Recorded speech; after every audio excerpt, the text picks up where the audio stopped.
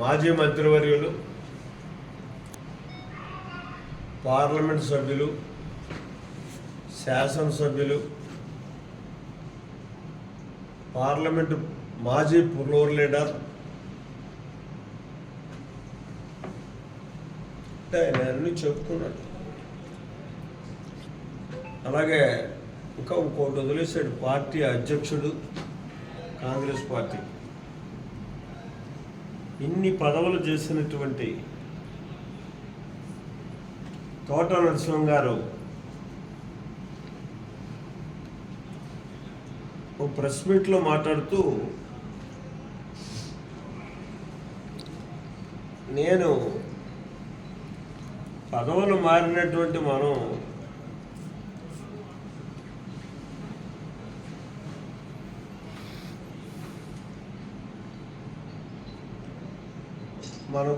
ఎదుటి వాళ్ళ గురించి విమర్శించడం భావ్యం కాదు.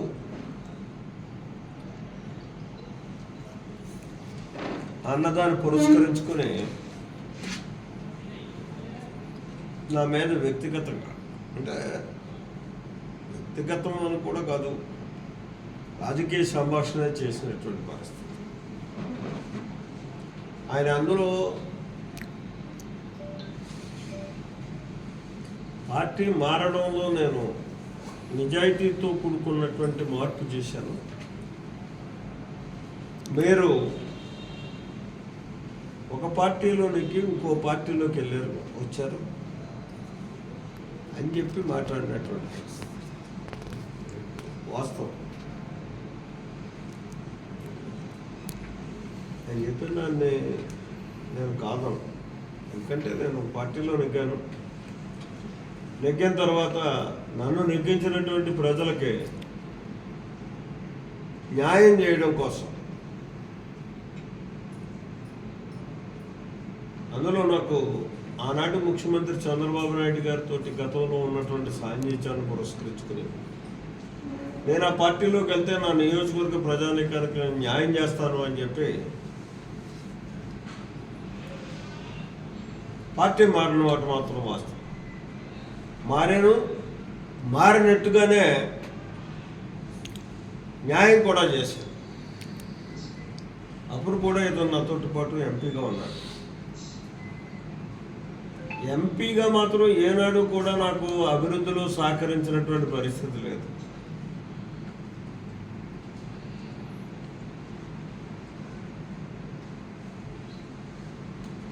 ఏది సాధించినా ఈ నియోజకవర్గంలో ఆ టైంలో అది జ్యోతుల్ నెహ్రూ బ్రాండ్ తోటే వచ్చినటువంటి పరిస్థితి. చంద్రబాబు నాయుడు గారి యొక్క సహకారంతో మల్లవరం లిఫ్ట్ కానీ, లేకపోతే రింగ్ రోడ్ 30 కోట్లతోటి పునర్వ్యవస్థీకరించడం కానీ, అలాగే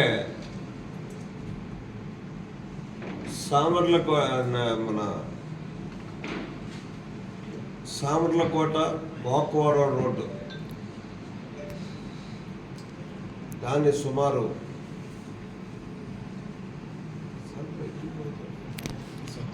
ఈ రెండే ఈ నియోజకవర్గానికి ప్రధానమైనటువంటి రహదారు. మూడవది కెర్లంపూడి, సామర్లకోట, ప్రతికోట రోడ్డు.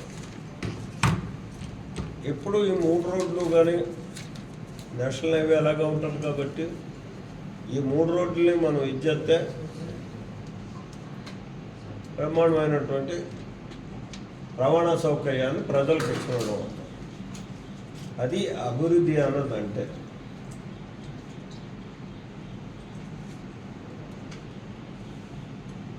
అందుకోసం నేను ఆ రోజు పార్టీ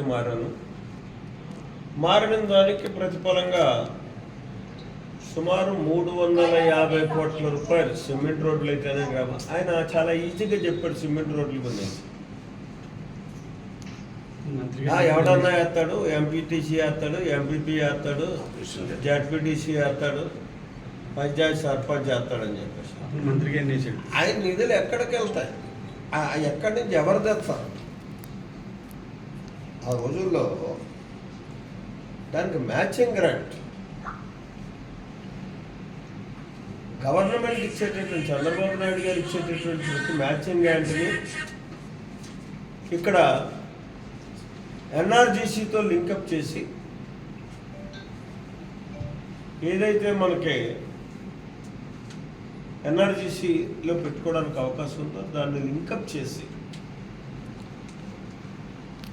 నిధులను తెచ్చి ఇక్కడ సిమెంట్ రోడ్లు మనం వేసినటువంటి పరిస్థితి ఆ రోజు. అందులో ఎంపీగా ఈయన సహకారం ఏమైనా ఉందా? ఈయన కూడా తేవచ్చు కదా, ఈయన కూడా అడగొచ్చు కదా చంద్రబాబు నాయుడు గారిని. మర్చిపోయినుండో అడిగాడు. రాజుపాలెం రామవరం నేనప్పుడు ఈ సామర్లకోట గోకవరం 25 లక్షలు 25 కోట్లు రింగ్ రోడ్డు 30 కోట్లు నేను లెటర్లు పెట్టి మూడో దీన్ని పెడదామని చెప్పేసి నేను జూతులోకి ఆయన పేరు మీద సీఎంపీ ఉంది. ఎలాగన్నా ఎవరైనా తేవాల్సిందే కదా, బాధ్యత కదా అని చెప్పి ఆయన వచ్చారు కదా, వస్తుంది కదా అని చెప్పేసి నేను ఊరుకున్నాను.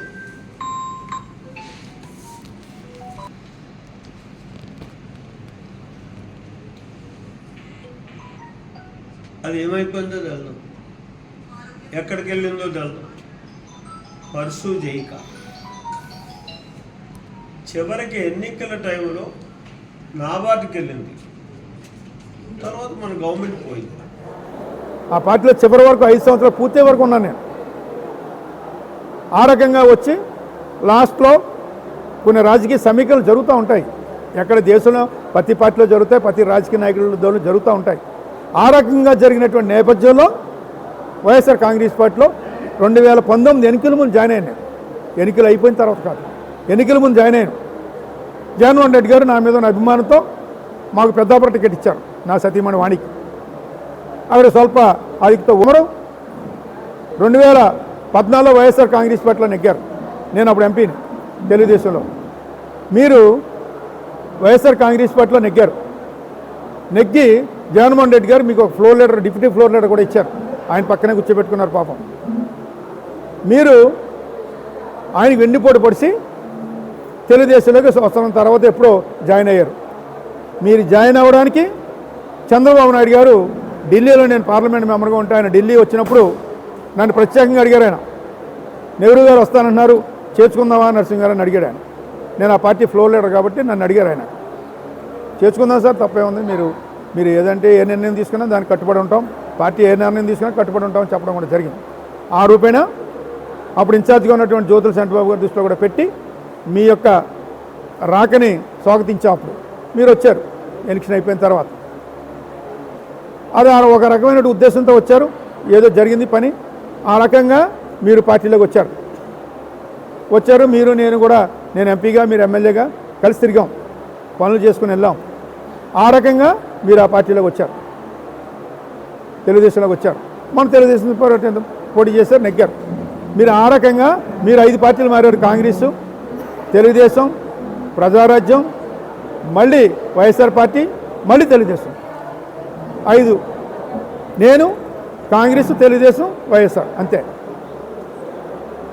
ప్రజారాజ్యంలోకి రమ్మని నన్ను చిరంజీవి గారు కూడా కోరబెట్టారు, కానీ నేను రానని చెప్పాను. పార్టీలు మారక్కర్లేదు, ఇంకో రకంగా మీరు నేను మాట్లాడక్కర్లేదు, నువ్వు నేను మాట్లాడక్కర్లేదు అని మీరు అనుకుంటే సరిపోదు. నాకు మాట్లాడే హక్కు ఉంది, మీకు లేదేమో. మరి నాకు హక్కు ఉంది, ఎందుకంటే మీకు ఉండదు. అంటే ఓ పార్టీలో నెగ్గి ఓ పార్టీలోకి వచ్చారు కాబట్టి మీకు కొద్దిగా అక్కడ చిన్నది లోపం ఉంటుంది మీకు. నాకు ఏది లేదు, పార్టీ జెండా పట్టుకుని తిరిగినాడు నేను.